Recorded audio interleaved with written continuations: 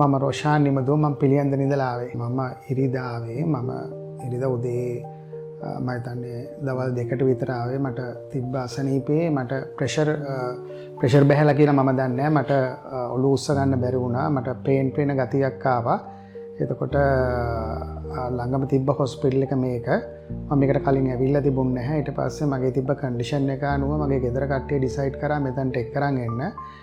ඊට පස්සේ මෙතනට ආවට පස්සේ එතන OPD හිටපු ડોක්ටර් බලලා කිව්වා මගේ ප්‍රෙෂර් ලෙවල් එක 60ට බහැලා කියන්නේ ලෝවර් ලෙවල් එක 60ට තිබ්බේ. ඊට පස්සේ එතන ඉඳලා මොකද මම ආපු ලෙවල් එක මට මතක නෑ.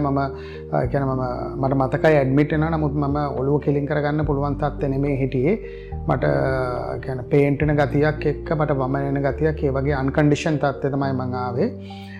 මෙතන්ට ආවට පස්සේ දැන් අද ඉරිදා ආවේ. මට ඊයේ වෙනකොට මට හොඳ කන්ඩිෂන් එකක් තියෙනවා. සාමාන්‍යයෙන් ආපු විදිහට වැඩිය දැන් මට හොඳ තත්ත්වයක් තියෙනවා. මගේ රිපෝට්ස් ටික අරගෙන යනවා. ඩොක්ටර්ස්ලා ඇවිල්ලා බලාගෙන නම් මම ළඟින් කන්ඩිෂන් එක ඇහුවා මගේ. ඊට පස්සේ මගේ ප්‍රෙෂර් ලෙවල් එක වැඩිවීමක් තමයි තියෙන්නේ. ඒකට අවශ්‍ය ට්‍රීට්මන්ට්ස් ටික කරනවා කියලා. එතකොට මම ඇහුවා මට මොනක්වත් තාම මම ට්‍රීට්මන්ට්ස් කරන්න පටන් ගත්තේ නැද්ද කියලා. එතනින් ඒගොල්ලන් කිව්වා තාම ඔයාගේ රිපෝට්ස් බලන්න අපි ඔයාගේ ටෙස්ටිං ලෙවල් එක විතරයි යන්නේ.